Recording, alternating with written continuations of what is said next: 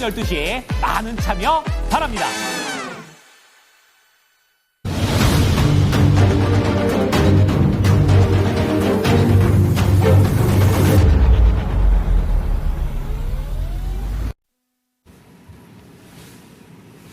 예, 안녕하십니까. 토마토 투자자문의 박수용 운용력입니다. 자, 지난주부터 신의 한수 시간에 찾아뵙고 있습니다. 지난주 이 시간에는 1월 2일 날 방송을 했기 때문에 첫날이어서 2024년도 시장을 좀 리뷰 좀 해드렸고, 올해 시장에 대해서 시장에 대한 위험 요인과 기회 요인 분석을 통해 가지고 위험 요인은 주식시장에 많이 반영이 좀 됐고, 올해는 위험보다는 위기를 기회로 이용할 때다. 주식에 투자를 해야 된다. 그렇게 좀 말씀 좀 드렸습니다. 있어요. 결론적으로. 그리고 마지막에 1월달 시장은 1월 효과 때문에 주식이 이벤트 모멘텀 중심으로 해서 종목 장세가 전개가 좀 될 거다.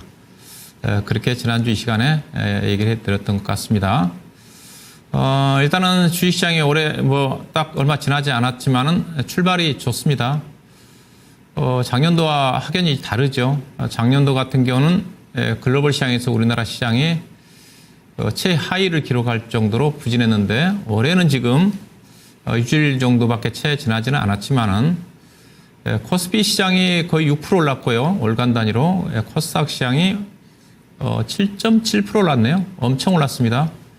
그야말로 얼마 되지 않는 사이에 1월 효과가 확실하게 나오고 있는 거예요. 1월 첫 달이 어떻게 보면 그 해에 바로미터라고 좀 볼 수가 있어요. 작년도 여러분 최악인 한 해였지 않습니까?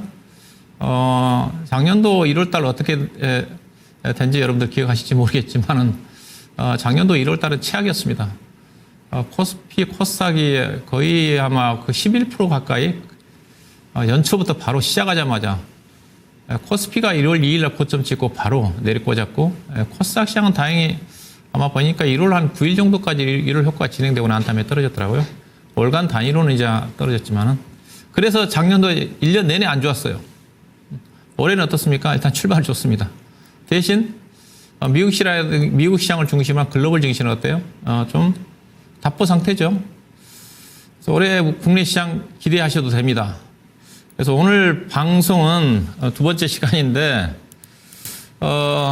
국내 시장에 대해서 아직도 불안하신 분들, 시장에 대해서 진입할지 말지를 고민하신다든가, 특히 오늘 주제가 이제 K 주식에, 한국 주식에 투자라고 있거든요. 작년도에 미국 투자 열풍이 좀 불면서, 국장을 떠나는 거는 뭐라고요? 지능순이라고 할 정도로 한국 시장이 철저하게 예매당했는데, 저는 올해는 다를 것으로 봐요.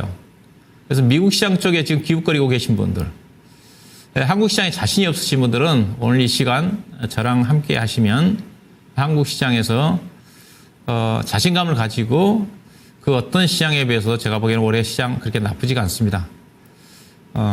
함께 하시면 좋은 기회가 좀 되지 않겠는가, 그 좀 말씀 좀 드리고 시작하도록 하겠습니다. 그래서 오늘 주제는 한국 주식에 투자하라.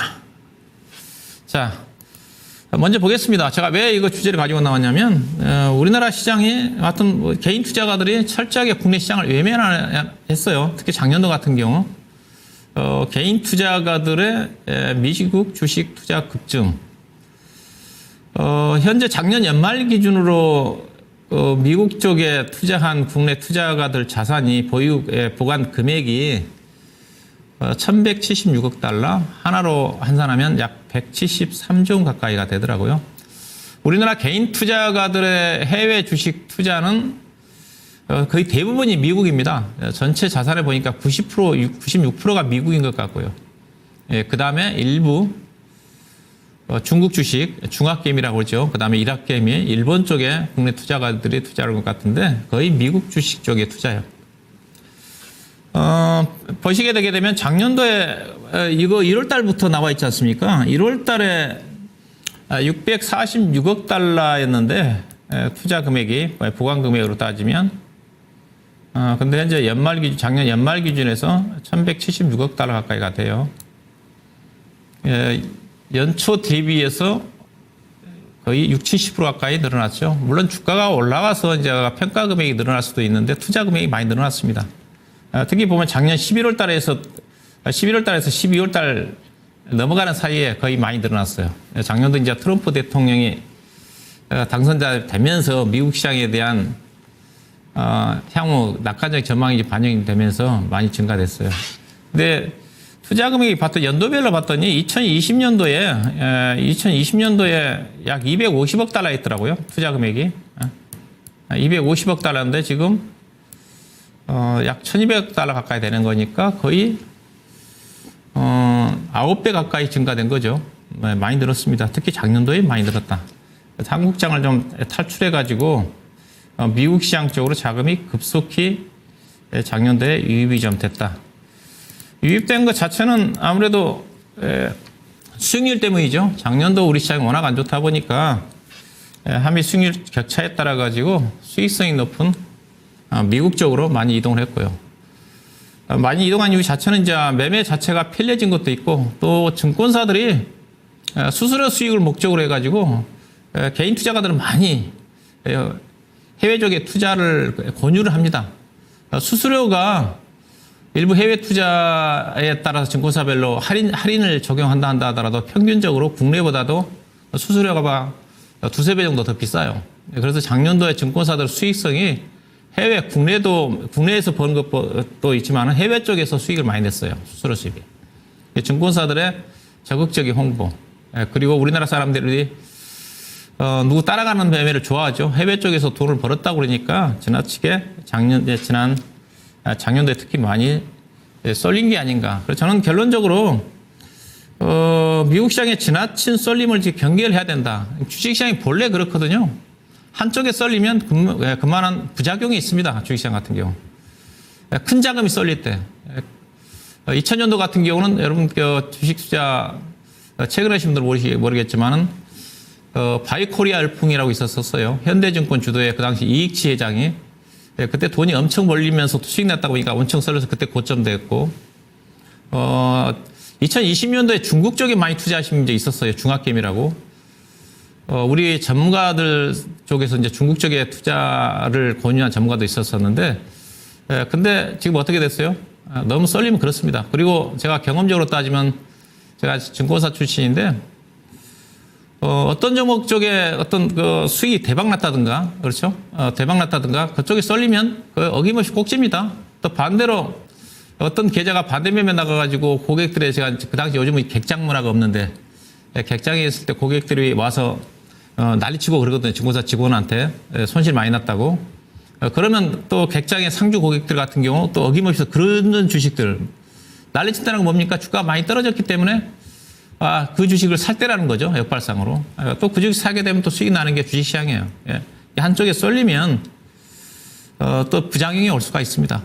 그래서 저는 너무 지나치게 미국 시장에 쏠린 것 자체를 좀 경계할 필요가 있지 않겠는가. 그렇게 좀 말씀 좀 드리고 싶고요. 그래서 표를 보시게 되게 되면 국내 개인 투자가들이 주식을 어디에 많이 투자를 했느냐, 미국 쪽에. 가장 많이 갖고 있는 게 애플입니다. 테슬라입니다, 테슬라. 테슬라가 우리나라 돈으로 약 37조 원 정도 작년 연말 기준입니다. 많이 올랐어요. 테슬라가 이 작년도에 63% 올랐어요. 그 다음에 엔비디아를 두 번째로 많이 가 있고 엔비디아가 171% 올랐고요. 그 다음에 애플 시가총액 1위죠. 애플도 30% 갖고 있습니다. 좋은 주식 많이 투자하고 있어요. 그렇죠? 테슬라, 엔비디아, 애플, 마이크로소프트까지 네 번째로. 그 다음에 이거 이제 프로스 울트라 프로. 이거는 ETF인데요. ETF인데, 나스닥 시장에 지수를 2배 정도, 추정하는 겁니다. 추정. 이게 ETF. 레버리지죠, 레버리지. 여기는 약간 투기성이 좀 가미된 거죠. 그 다음에, 어젯밤에 이제 급락한 양자 컴퓨터 관련 INQ. 어제 거의 하루 저녁에 38%, 40% 급락 나왔죠. 이쪽에 다섯 번째로 많이 갖고 있습니다. 그 다음에, 4조 4천을 갖고 있고, 그 다음에 이제 알파벳, 그 다음에 팔란티어. 요즘 팔란티어도 안 좋죠. 최근에 고점 대비해서 단기간에 한 30% 떨어졌어요. 84달러에서 지금 68달러. 회사가 이제 AI 소프트 기업이지 않습니까? 봤더니 어떤 기업인가 봤더니 국내 투자가들이 봤더니 시가총액이 220조 원이더라고요. 220조 원인데 거의 매출액을 이익으로 따지면 거의 영업이익 따지면 3천억 5천억밖에 안 돼요. PER로 따지니까 150배짜리더라고요. 최근에 올가에서 목표 주가가 44달러까지 제시한 데가 있는데 현재 주가가 84달러까지 올라가서 어제 빠져서 68달러입니다. 그만큼 비싸다는 거죠. 올가에서 목표 주가를 40달러까지 제시해놨는데 주가가 80달러까지 올라가서 최근에 주가 떨어졌지만 지금도 68달러. 좀 비싸다는 거죠. 그 다음에 이거는 나스닥 시장 ETF인데 나스닥 시장의 지수를 이제 지수와 연동하는 쪽에 가지고 있고요. 그 다음에 이건 이제 테슬라입니다. 테슬라 주가 움직임에 두 배 레버리지가 붙은 쪽이죠. 이쪽에 개인 투자가들이 많이 갖고 있네요. 그래서 보면 약간 투기성이 강하게 INQ라든가 ETF 쪽에 레버리지 쪽에 개인 투자가들이 주로 많이 가지고 있는 상위 종목이다. 그렇게 좀 보시면 될 것 같고 이들 종목들에 대한 밸류는 이따가 제가 나중에 보시면 어떤 수준인지 대부분 우리 투자가들이 미국 주식 알고 투자하겠습니까? 저도 개인적으로 전문가지만 미국 주식 기업 내용 잘 모릅니다. 쉽지 않습니다. 그냥 주가가 누가 좋다 그러니까 사는 거죠. 우리나라 기업들도 분석하기 쉽지 않은데 미국 기업들을 분석하기 쉽겠습니까? 자, 일단은 그 다음에 우리 지금 미국 시장이 이제 미국 쪽 돈이 몰린 이유 자체가 우리 시장이 원래 이제 미국 시장이 수익률이 좋습니다. 대체적으로 보면 2017년도 이후에 보게 되면 올라갈 때도 미국 시장이 많이 올라가고요. 많이 올라가고 대신 떨어질 때 2020년도 같은 경우 우리나라가 약간 덜 떨어지고 최근 2년 동안 보시게 되게 되면 나스닥 시장 기준입니다. 나스닥 시장이 2023년도에 43% 떴고 작년도에 28% 떴으니까 최근 2년 동안 나스닥 시장이 무려 72% 떴어요. 2년 동안 72% 떴습니다. 그러면 웬만한 기업들은 최근 2년 동안 다 100% 올랐다는 거잖아요. 지수가 72% 떴으면 중소형 종목들 같은 게 평균 150%, 200% 뜬 종목들이 상승한 종목들이 많다는 거죠. 반면에 국내 시장은 어때요? 2023년도에 18.7% 올랐고요. 이거는 코스피 기준입니다. 그다음에 작년도에 코스피는 9.6% 떨어졌어요. 9.6% 떨어졌습니다. 그러니까 작년도와 올해 미국 쪽에 투자하신 분들은 속된 말로 대박 났죠. 이게 거의 100% 올랐으니까. 근데 이제 앞서 올해 개인 투자가들이 1월 달부터 많이 투자를 한 것 같아요. 이래서 수익이 많이 나니까 항상 우리나라 투자가들이 돈 많이 벌면 그쪽으로 몰리지 않습니까? 그래서 많이 쏠린 게 아닌가 그런 생각을 해볼 수가 있을 것 같고요. 자, 그렇다면 우리나라 증시 이제 부진 요인을 좀 봐야 될 것 같은데, 봐야 될 것 같은데, 일단은 우리나라 기업들의 실적 자체가 변동성이 크죠. 우리나라는 제조업 기반이고 거의 70%가 그러다 보니까 거의 수출 중심이고 경기에 민감하죠. 수출 같은 경우도 해외 쪽에서 원자재라든가 중간재를 들어와 가지고 파는 쪽이기 때문에 해외 쪽에 민감하게 반응할 수밖에 없습니다. 최근 같은 경우도 트럼프 정부 들어서면서 관세 장벽을 높이게 되게 되면 가장 우리나라가 중국과 더불어서 피해를 볼 수밖에 없죠. 이런 것들이 반복적으로 전개되는 그런 부분들이고, 그 다음에 우리나라 여전히 투명하지가 못한 부분이 많죠. 공시 자체가 부실한 공시들이 많고, 작전도 여전히 관리 감독을 강하고 있지만 작전도 많이 발생하고, 투자자들의 불신이 심하고 또 기업들 같은 경우는 저는 개인적으로 특례 상장 제도라든가 그런 것들이 기업들에 대한 불신까지 이어지고 있다고 좀 보이는 쪽인데, 이런 어떤 부분들, 그 다음에 정책적인 불확실성, 대표적으로 작년도 이제 폐지가 됐지만은 금투세 관련된 부분들이 하려면 빨리빨리 해야 되는데 연초라든가 해야 되는데 계속 막바지까지 10월, 11월 달, 12월 달까지 끌고 와가지고 그전에는 계속 대주주 양도세와 관련된 것들이 계속 미리미리 해결해야 되는데 상반기 때 해결해야 되는데 연말에 딱 임박해가지고 1년 내내 주식시장에서 악재로 작용해놓고 막판에 합의한다든가 이런 것들이 영향이 크죠. 그 다음에 중요한 문제 자체가 주주 환원이죠. 우리나라 주주 환원이 낮습니다. 미국 시장이 주주 환원이 92%예요. 우리나라는 29% 30%밖에 안 됩니다. 92%라는 것 자체는 단기 순이익에 거래되는 순이익의 거의 90% 이상을 주주들한테 자사주 매수라든가 배당이라든가 주주들을 위해서 사용을 한다는 거죠. 이게 가장 큰 부분입니다. 그 다음에 이제 최근에 작년에 저는 주식시장이 안 좋았던 것 자체가 앞서 이제 그나마 우리나라 시장 유동성도 안 좋은데 미국 쪽으로 자금들이 다 한국 시장을 떠나서 미국 쪽으로 빠져나간 부분이 크고요.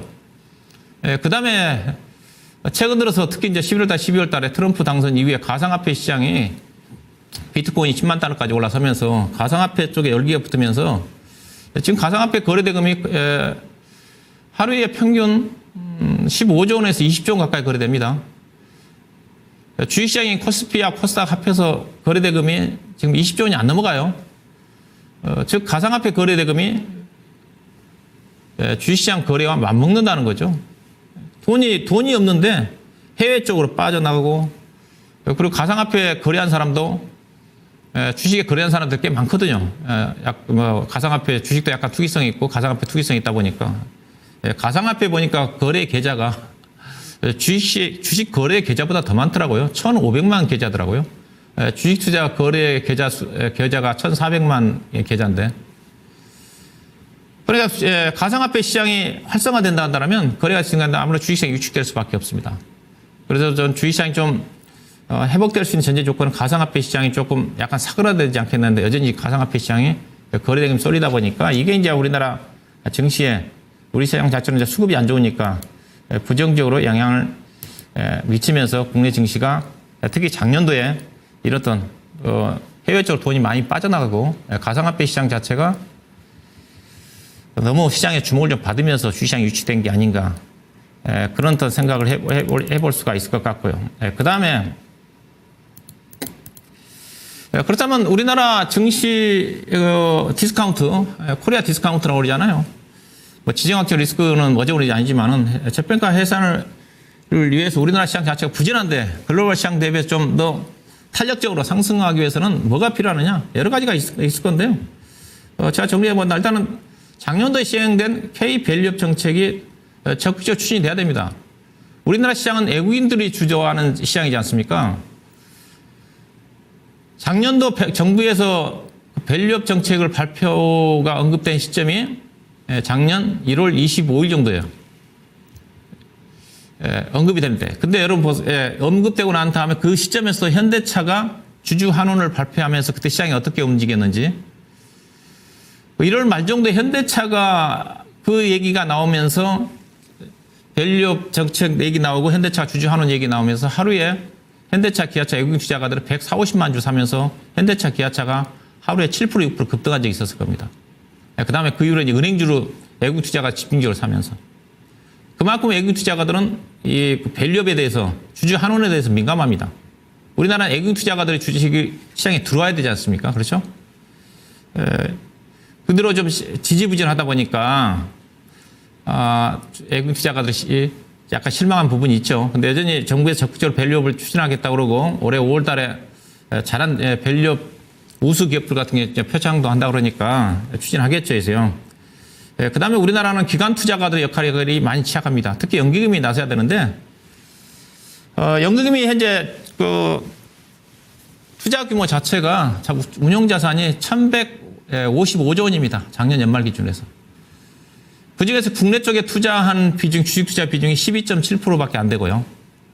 그 다음에 해외 주식 쪽에 투자하는 비중이 약 34%입니다. 나머지는 뭐 채권도 있고 그런데 주식만 따지면. 해외 쪽에 34%를 투자하고요. 국내는 12.7%밖에 투자를 안 하고 있어요. 근데 연기금이 제가 알기로는 2000년도 이전에는 거의 17%, 18% 정도까지 주식 투자를 했거든요. 즉, 연기금이 국내보다는 해외 쪽 투자를 많이 했다는 겁니다. 근데 지금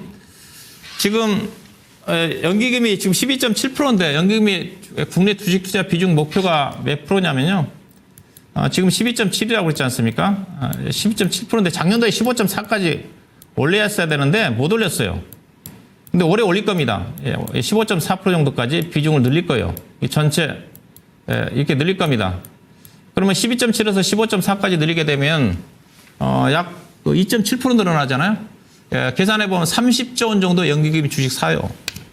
사게 돼 있습니다. 작년도 이게 이제 9월 말 기준인데 12.7%가 지금 사고 있어요, 여러분요. 계속 살 거예요. 자, HTS 한번 화면 잡아주시면 제가 이거 연기금 매수를 잡아놨거든요. 여기 보시죠. 연기금 보시게 되면 연기금이 지금 계속 삽니다. 여기 지금 10월 달부터 해가지고 계속 사요. 제가 10월 달부터 봤더니 한 4조 원 샀더라고요. 지금 수급의 주체는 연기금밖에 없어요. 그다음 맨 오른쪽에 빨간 게 보이는 게 기타 법인인데 그건 자사주 배수거든요. 앞으로 연기금이요 30조 원 삽니다.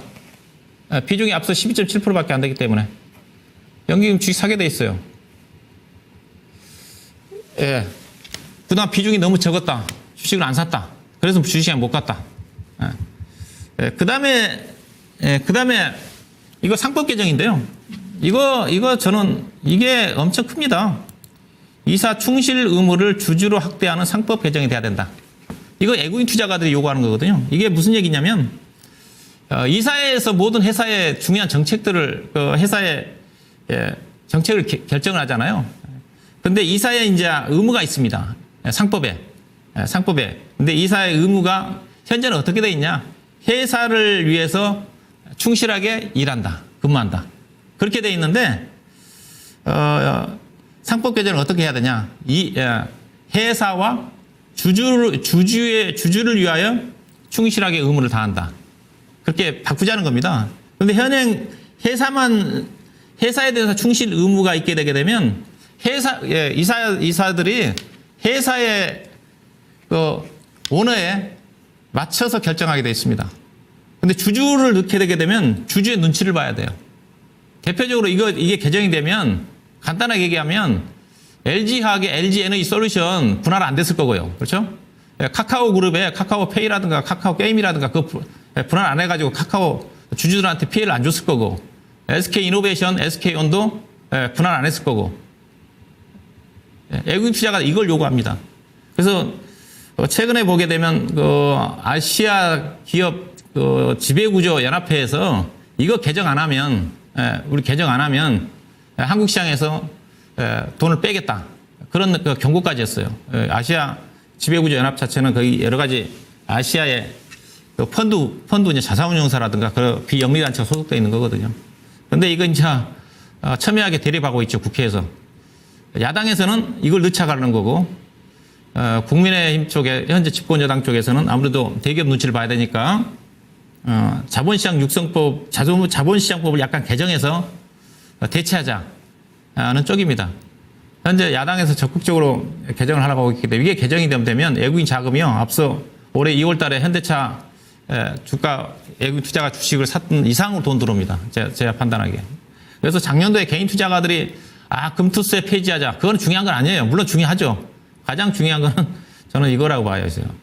네. 올해 추진하고 있으니까 이게 있지만 어떻게 진행될지. 이게 좀 중요하다고 봐요. 그래서요. 네, 그 다음에 주식시장 활성화 관련된 여러 가지 대책도 좀 나와야 되겠죠. 유동성 확대를 필요한. 그 다음에 상속세, 이것도 필요하죠. 상속세가 높고요. 그 다음에 상속세가 높은 것도 있고, 그러다 보니까 나이 먹은 사람들이 이제 아들한테 상속하기 위해서는 이게 현재 상속세 기준이 시가 기준이거든요. 시가. 주식시장에 따라가지고. 이걸 이제 산정 기준을 공정가치로 바꾸자는 겁니다. 공정가치로. 그러니까 시가 기준이다 보니까 주가를 의도적으로 상속세를 덜 내기 위해서 자식한테 넘겨주기 위해서 주가를 떨어뜨려야 되잖아요. 실적도 안 좋게 발표하고 악재 노출시켜가지고 그래서 싼 가격에 자식한테 상속세 적게 내면서 물려주려고. 근데 이걸 이제 공정가치로 바뀌게 되게 되면 그냥 시가 떠나서 회사 자산 다 실사해가지고 땅이라든가 재평가를 통해가지고 그걸로 하게 되게 되면 대주주들이 상속할 때 굳이 주가를 신경 쓸 필요 없는 거죠. 주가를 일부러 악재를 노출시켜가지고 떨어뜨릴 필요가 없는 거죠. 이런 것들이 좀 바뀌어야 되지 않겠는가. 뭐 그런 쪽이라고 좀 봐야 될 것 같고요. 그 다음에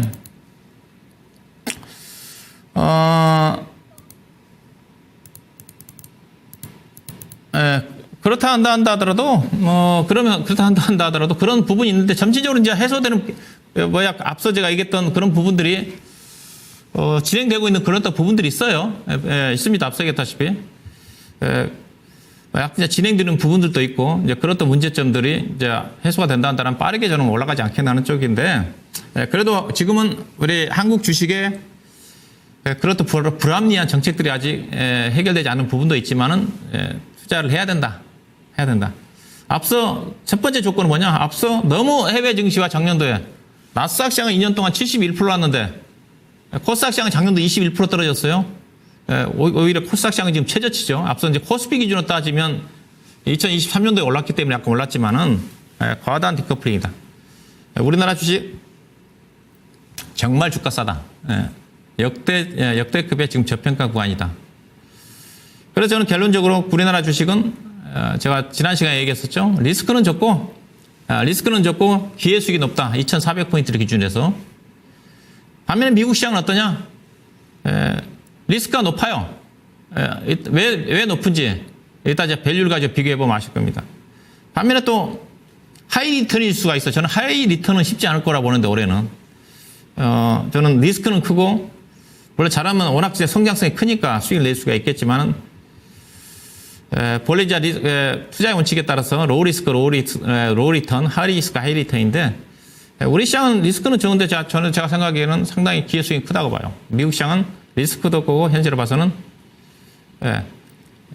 수익의 기회도 많을 수도 있겠지만 손실 기회도 상당히 많다. 올해는 결론적으로 2025년 저는 미국 시장보다 한국 시장이 기대 수익이 높을 거다. 지금 1월 달에 그렇게 진행되고 있지 않습니까? 지켜보시면 될 것 같은데. 자, 그래서 한국 시장이 좀 투자하라 그렇게 말씀드리고 싶고요. 자, 그러면 표를 좀 보시게 되게 되면 일단 우리나라 시장 항상 얘기를 저평가할 때 여러분 많이 들으셨을 거예요. 주가 순자산 비율. 자산 가치에 비해서 우리나라가 지금 PBR이라고 그랬죠. 주가 순자산 비율.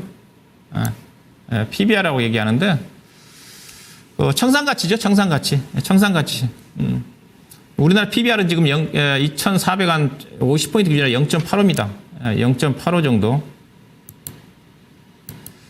자산 가치에 비해서 15% 정도 할인. 그러니까 이런 의미죠. 우리나라 상장회사들 코스피 기준이니까 코스피 상장회사들 한 800개 정도 기업들에 대한 총 자산은 약 2,300조 가까이 될 거예요. 그런데 현재 시장에서 시가총액은 지금 얼마? 삼성전자 지금 380조 원인가요? 뭐 포함해가지고 다 더하게 되게 되면 지금 종합주가지수 2,500포인트 기준에서 조금 올라갔으니까 지금 아마 PBR이 조금 올라갔겠네요. 약 1,900조 원 내지 2,000조 원이라는 거죠. 2,000조 원이라는 거죠. 그걸 나누게 되게 되면 2,000조 원 나누기 2,300조 원 나누면 PBR이 0.85라는 겁니다. 이게 주가가 올라가면 2,300조 원 가까이 올라가면 예컨대 종합주가에서 15% 정도 올라가면 PBR이 1배 정도까지 올라가겠죠. 현재는 0.85입니다. 중국도 우리나라보다 더 높습니다. 미국의 S&P 500 기업들의 PBR이 5배입니다. PBR의 의미는 높으면 이게 프리미엄이라고 그러잖아요. 프리미엄. 즉 미국의 S&P 500 기업들에 대한 PBR 5.2라는 것 자체는 자산 가치에 비해서 515% 정도 프리미엄을 받고 있고 우리나라 시장은 15% 정도 할인을 받고 있으니까 이게 거품이 꺼질 가능성이 큰 거고 이거는 워낙 바닥권이니까 빠지지가 않는다는 거죠. 그래서 로우 리스크. 이거는 프리미엄이 꺾이면 PBR 500짜리가 뭐 반토막 나버리면 2.5배까지 떨어지면 우리나라가 만약 반토막 난다면 어떻게 되겠어요? 0.85 정도가. 반토막 난다 그러면 시가총액이 1,000조 원 아래까지 떨어진다는 거니까 글로벌 시장에서 우리나라가 가장 낮습니다. 가장 낮다. 그 다음에 두 번째 부분 자체는 제가 지난 시간에 얘기했지만 올해를 기준으로 본다 한다면 그동안에는 미국 시장이 워낙 두드러진 수익률을 보였었는데 우리나라 그 시장은, 우리나라 시장 자체는 2000년도 이후에 보게 되면 2년 연속 떨어진 적이 없다. 2년 연속 떨어진 적이 없다. 전해에 주가 떨어지면 다음 해 어김없이 주가가 뜬다. 떨어진 적이 없다. 작년도 9.6% 떨어졌으니까 올해는 몇 프로 올라갈지 모르겠지만 거의 플러스 난 거는 거의 확정적이다. 작년도에 9.6% 떨어졌으니까 2023년도 같은 경우는 2022년도에 24.9% 떨어져서 18.7% 반동 나온 거고요. 2년 연속 떨어진 적 없어요. 떨어진 적 없습니다. 올해는 최소한 종합주가지수가 작년도 2399로 끝났지 않습니까? 2399 아래로 떨어질 가능성은 거의 없다. 떨어져서 끝날 가능성은 거의 없다. 그 다음에 이거 보시면 될 것 같아요. 이거. 이제 코스닥 시장에, 작년도에 코스닥 시장이 많이 떨어졌다고 했지 않습니까? 코스닥 시장이 98년 이후에 장중 기준에서 10% 이상 하락한 해 다음에는 어떻게 됐느냐? 어김없이 주가가 많이 올랐다더라. 그런 과거의 지표예요. 이런 의미죠. 근데 이건 IMF 때인데 98년도에 코스닥 시장이 37.7% 떨어졌는데 그 다음 해인 1999년도는 275% 급등하더라. 그 다음에 2000년도 이때는 이때는 아마 IT 버블 하우스 때죠. 79.8% 떨어졌는데 그 다음에 2001년도에 70% 올랐다더라. 이런 의미입니다. 이런 의미예요. 2009년도 같은 경우는 이제 금융위기 때지 않습니까? 2008년도에 이제 65% 떨어졌으니까 반작용으로 2009년도에 70.4% 오른 거고요. 작년 2023년도 같은 경우는 40% 떴는데 상승했는데 2022년도에 37% 떨어졌기 때문에 2023년도에 뜬 거예요. 근데 작년도에 코스닥 시장이 얼마? 장중에 저점 기준에서 27.6% 떨어졌어요. 그러면 올해는 어떻다는 거예요? 플러스 날 가능성이 크다는 거죠, 그래서요. 작년도 코스닥 시장이 최악이었지 않습니까? 최악이었지 않습니까? 이게 좀 약간 좀 믿을만 하겠죠. 앞서 우리나라가 2000년도 이후에 2회 이상 연속 2년 이상 떨어진 적이 없는 거고, 특히 코스닥 시장 같은 경우는 10% 이상 떨어질 때는 주가가 다음에 많이 올라가더라. 많이 올라가더라.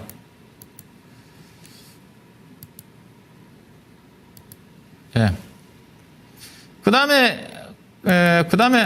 다음에 제가 지난 시간에 제가 일드갭이라고 얘기했지 않습니까? 우리나라 일드갭, 현재 종합주가지수 일드갭이 제가 지난번에 8.5라고 그랬지 않습니까? 일드갭이라는 자체는 주식 투자로 인한 기대 수익률에서 우리가 주식 투자를 안 하게 되게 되면 채권에 투자하지 않습니까? 채권에 투자한 것 자체는 기회비용이니까 빼야 되겠죠. 빼고 나면 그게 이제 주식 투자 기대 수익률입니다. 즉 현재 종합주가지수 2,400포인트 기준해 가지고 우리나라 올해 PER이 8.5라고 그랬지 않습니까? 그럼 8.5의 역수가 주식 투자 기대 수익률입니다.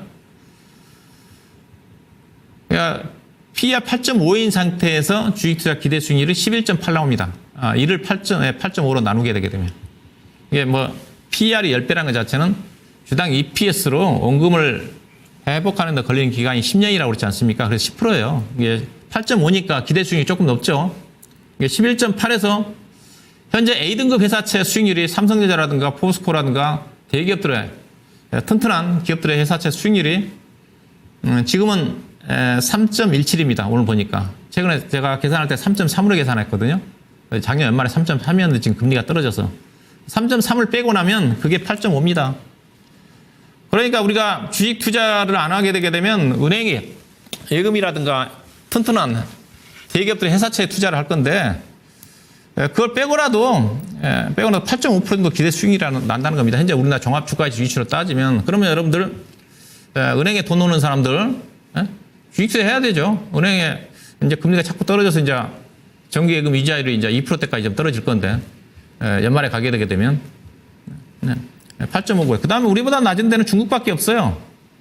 그 다음에 일본이 7.4. 근데 미국에 투자하신 분들은 0.6이에요. 기대 수익률이. S&P 500의 PER이 22배거든요. 22배고 미국 우리나라보다 금리가 더 낮으니까 0.6이에요. 미국에서는 주식세 하지 말아야죠. 이론적으로 따지면. 그렇죠? PER 22배짜리니까. PER 22배는 뭐예요? 원금을 회복하는데 걸리는 기간이 22년 걸린다는 거잖아요. 우리나라는 8.5년 걸리고. 그래서 기대 수익이 높은 거예요. 인도는 마이너스지 않습니까? 마이너스. 우리나라가 투자 매력도가 가장 높다. 일드 갭으로 따지면.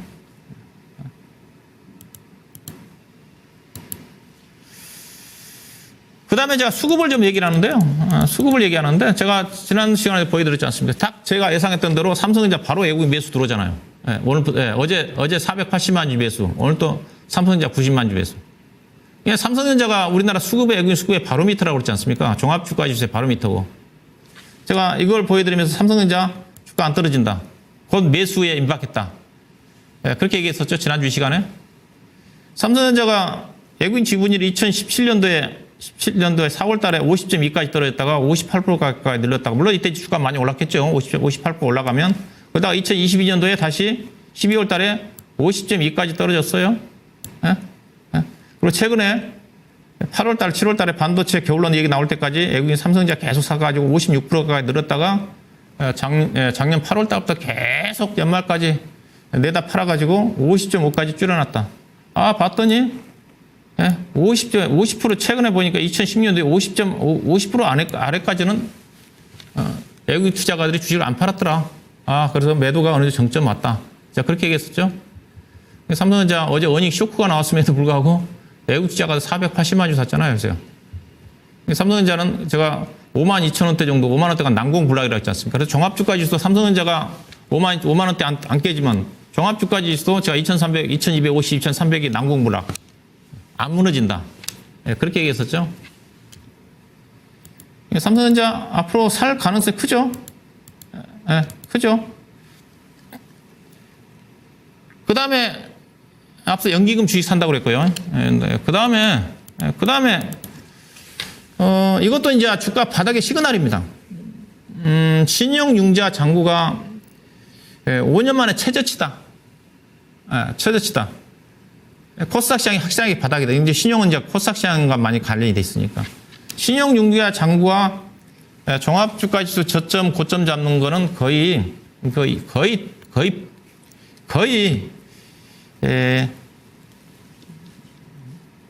일치합니다.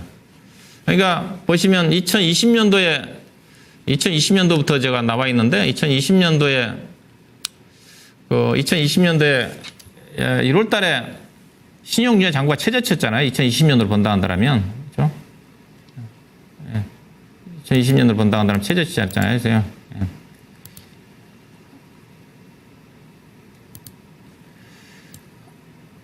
이거 볼까요? 제가 2020년도에 코스닥 시장의 유치를 제가 보여드릴게요. 2020년도. 자, 보세요. 이겁니다. 2020년도에 1월 달부터 3월 달 사이거든요. 이때예요. 여기입니다, 여기요. 이게 주가 떨어지면 신용융자 잔고도 바닥이에요. 여기입니다, 여기요. 여기에요. 그죠? 2점입니다, 2점. 2점입니다, 이게. 이때가 신용 바닥이에요. 그리고 25조 원대까지 갈 때가 언제였습니까? 2021년도 8월 달이네요. 2021년도에 종합주가지수가 고점 찍었잖아요. 코스피가 6월 27일인가 3,316포인트 고점 찍었고, 코스닥 시장은 나중에 이거예요. 이겁니다, 이거. 25조 원까지 간 적이 이때가 꼭지예요. 이겁니다. 이게 보니까 7월달, 8월달이잖아요. 8월달 25조. 지금 15조 8천억, 그동안 15조 8천억이에요. 그래서 지금 코스닥 시장이 지금 여기입니다. 이거는 거의 주식 바닥 잡는데 신용 반대 매매 나가면 제가 주가 바닥 나온다고 그랬지 않습니까? 그렇죠? 신용융자 바닥입니다. 신용융자 잔고를 이제 계속 이제 채우고 갈 거예요. 이건 이제 단기이기도 하고 중장기로 신용융자 잔고 자체가 바닥이다. 그런 의미예요.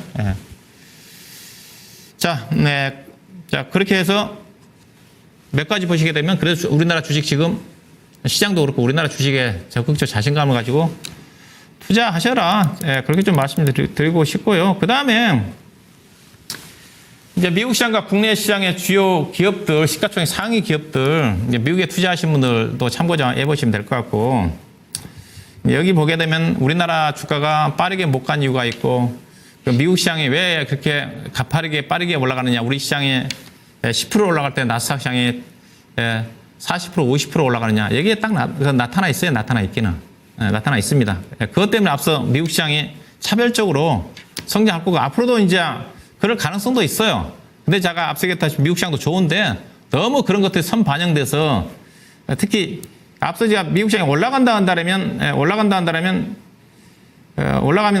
주가가 올라가면 그 PBR 지표가 올라가지 않습니까? 우리 시장은 딱 보시기 시가총액 상위 정도 삼성전자부터 신한지주까지 시가총액 딱 순서대로 10종목에 대한 지금 시장 가치가 854조 원이니까 거의 10종목이 전체 시가총액의 우리나라 코스피의 거의 40%를 차지하죠.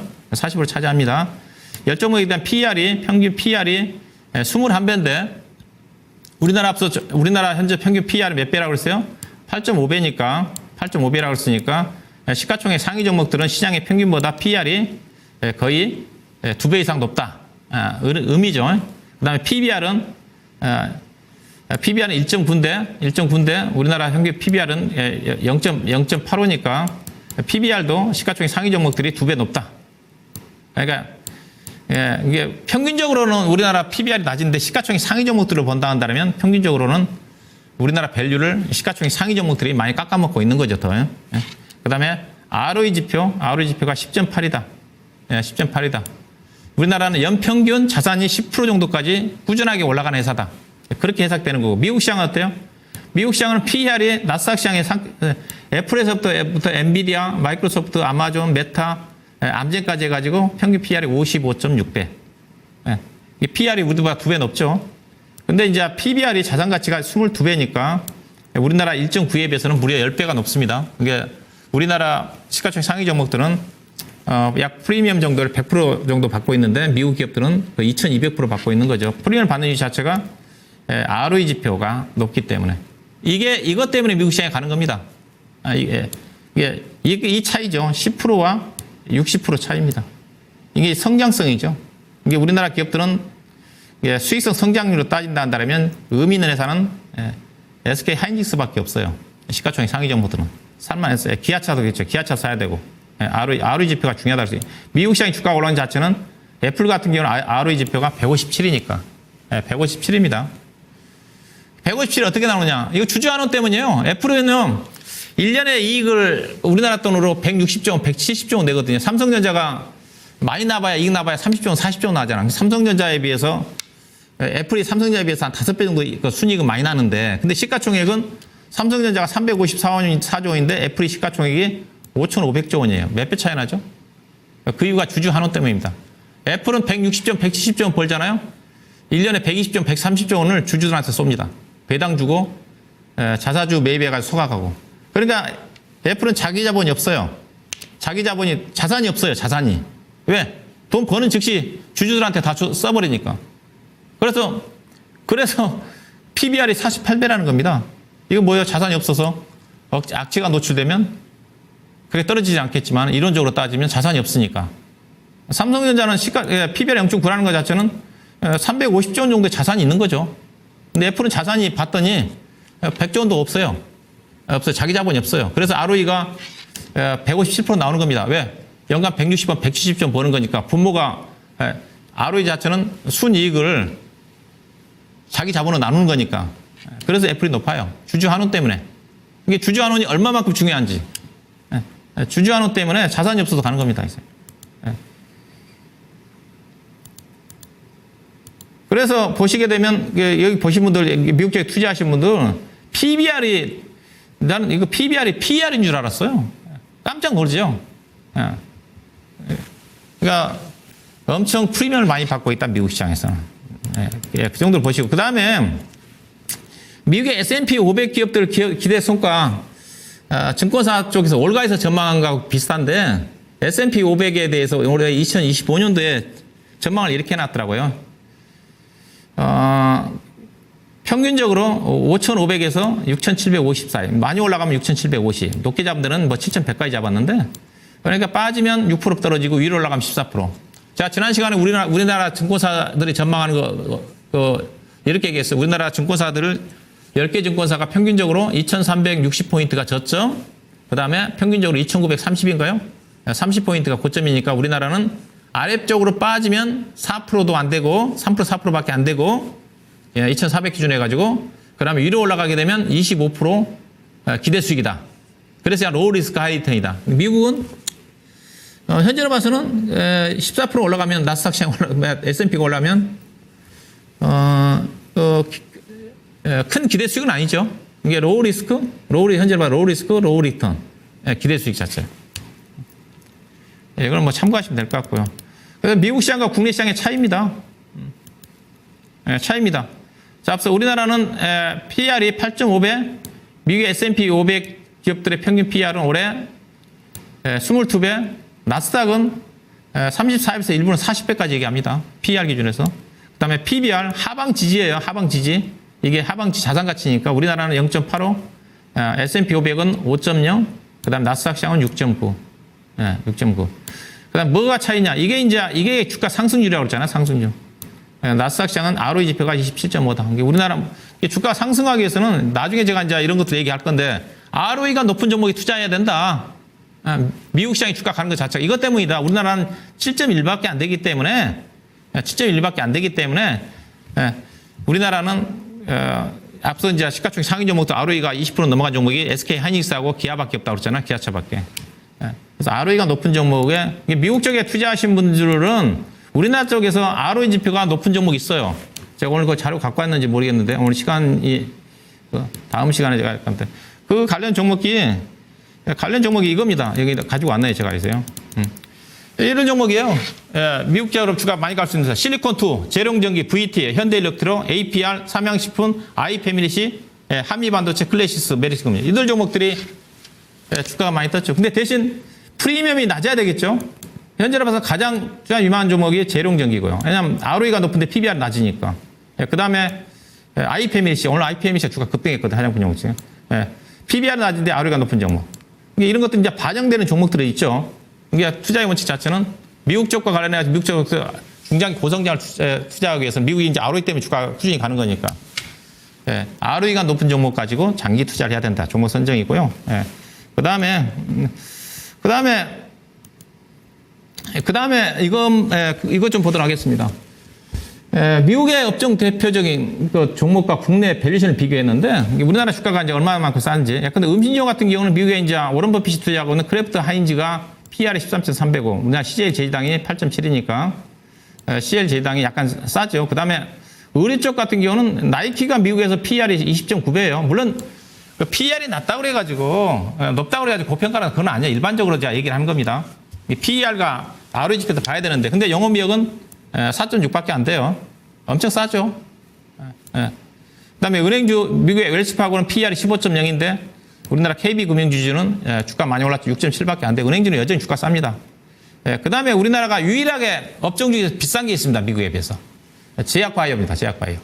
그런데 우리나라 유한양행 60급의 한미약품도 PER이 22배 정도 돼요. 근데 미국의 머크사는 12배밖에 안 돼요. ROE 훨씬 높은데. 그 다음에 바이오 같은 경우, 알테오전은 향후 미래 성장성이지만, 암젠 같은 경우가 연간 10조 원 이익 난 회사입니다. PER이 13.5배예요. 바이오젠도 PER이 15배밖에 안 돼요. 우리나라 바이오 회사들은 다 적자죠. 이게 가장 싼 게, 제가 보기엔 가장 싼 게 암젠 주가인 것 같아요. 우리나라 바이오 좋아하는데, 암젠은 주가 못 떴거든요. 거의 바닥권입니다. 우리나라만 좀 바이오가 비싸요. 그 다음에 자동차 이걸 보시면, 제가 현대차, 기아차를 못 간다는 이유 자체가 주가는 싼데, 상대적으로 주가의 저평가, 고평가는 상대적인 측면이 있고 절대적인 측면이 있잖아요. 절대적으로 싼다 한다 하더라도 상대적으로. 예컨대 자동차를 사는 데 있어서 미국의 펀드 매니저들이 GM하고 현대차를 비교를 할 거잖아요. 근데 GM하고 현대차가 PER 4배밖에 안 되고 기아차는 3배밖에 안 되고 주가가 엄청 쌉니다. 근데 미국의 GM의 PER이 5.4배밖에 안 돼요. 앞서 GM이 S&P에 소속돼 있지 않습니까? S&P PER이 22배거든요. 자동차 못 가는 거예요. 엄청 싼데. 결국은 뭐야? 미국의 자동차가 가야지 현대차, 기아차도 상대적으로 싸 보여서 간다는 겁니다. 그렇죠? 그 다음에 건설기계는 두산바켓과 캐터필러 비교하면 두산 바켓이 주가 싸죠. 그 다음에 네이버하고 알파벳을 비교할 수가 있는데 제가 네이버도 주가 못 간다는 이유 자체가 알파벳이 훨씬 주가 싸요. 네. 네이버는 아우리 지표가 7배밖에 안 되고 알파벳은 29.9지 않습니까? 지금. 그 다음에 방산주는 비싼 것 같아요. 이게 업종별로 미국에 투자하시면 국내 주가들이 대체적으로 제가 보기에는 바이오를 제외하고는 주가들이 싸다, 저평가다. 그렇게 단순하게 비교해 볼 수가 있을 것 같고요. 그 다음에 그럼 제가 좀 우리나라 섹터별로 제가 저평가 종목을 제가 좀 몇 개 골라봤어요. 했어요. 이건 뭐 앞서 얘기했다시피 저평가, 고평가라는 것 자체는 절대적인 측면이 있고 상대적인 측면도 있으니까요. 근데 업종마다 다르거든요. 그래서 업종 내에서도 좀 비교를 해야 되는 거고. 예컨대 대표적인 업종이 PR이 10배인데, 어떤 종목이 어떤 종목이 평균이 20배인데, 네, 어떤 종목이 10배다 그러면 그 종목이 저평가라고 볼 수가 있죠. 근데 이거는 제가 단순하게, 절대적인 측면을 고려해가지고, 앞서 이제 은행주 중에서는 하나금융주가 PR이 4.3배. 증권주도 엄청 싸죠. 키움증권 4.0밖에 안 됩니다. 키움증권은 자기자본율 높거든요. 네, 음식료 쪽에서는 앞서 CJ 제지당이 9배라고 했습니다. 제가 볼 가장 싼 게 사조 대림입니다. 이거 주가 엄청 싸거든요. 있어요. PR도 낮고, PR 3.5배짜리. 왜냐면 음식료 쪽은 방어제이기 때문에 PR 10배는 가야 되거든요. 네, 앞서 이제 의리 쪽은 영업무역. 자동차 쪽에서는 현대차 싸지만 기아차. 네, 그 다음에 건자재 업황은 안 좋지만 LG 하우시스. 건자재 업황이 좋아지면 이건 PR 10배 가겠죠. 네. 그 다음에 해운 쪽에 페노션. 그 다음에 상사 쪽에 현대상사는 PR이 2배밖에 안 됩니다. 이 회사 배당도 많이 주는 회사인데. 그 다음에 제가 반도체 장비 쪽에서는 GST라는 회사 엄청 쌉니다. 그 다음에 부품 쪽에서는 올덱스라는 회사 4.9배. 그 다음에 IT 부품 쪽에서는 LG노텍. 그 다음에 전력기기 쪽에서는 평균 PR이 다 HD 현대일렉트로가 20배가 넘는데 재룡전기는 7배 되는 회사. 게임 쪽에서는 W게임즈. 여기서 이제 업황을 고려해서 본다 한다면, 그렇죠? IT 쪽에서 이들 쪽에. 앞서 이제 영업이라든지 이런 싼 주식들은 이제 장기 투자하시는 분들한테는 편안하게 접근할 수가 있는 거죠. 모멘텀이 없지만. 네. 이렇게 말씀 좀 드리고요. 네. 자, 제가 준비한 강의는 여기까지고 한마디 하고 마무리 짓도록 하겠습니다. 자, 주가는, 단기적으로는요, 제멋대로 움직입니다. 주가는. 이게 시장이 안 좋을 때, 불안할 때는 주가가 내재 가치가 팍 떨어지고, 시장이 좋을 때, 분위기가 좋을 때는 오버슈팅이 나오죠. 그렇지만 길게 보면 주가는 기업의 가치에 따라갑니다. 지금 국내 시장이 어때요? 주가 엄청 싸요. 쌉니다. 네, 내재 가치에 비해서. 그래서 현재 결국 길게 보면 내재 가치에 따라가는 거니까 지금 국내 시장에서 접근할 수 있는 좋은 좀 기회가 좀 되지 않겠는가 이렇게 좀 말씀드리고 오늘 방송 여기서 마치도록 하겠습니다. 자, 그리고 저는 항상 일요일 날 토마토 투자자문을 통해서 유튜브를 통해서 찾아뵙고 있습니다. 이번 주 일요일 날은 요즘 관심이 많은 반도체 2차전지 바닥 얘기가 나오고 있죠. 진짜 바닥인지 관련 또 자료를 가지고 함께하는 시간이 좀 될 것 같습니다. 저녁 8시에 시간 되신 분은 함께 하시면 될 것 같습니다. 자, 다음 주에 뵙도록 하겠습니다. 고맙습니다.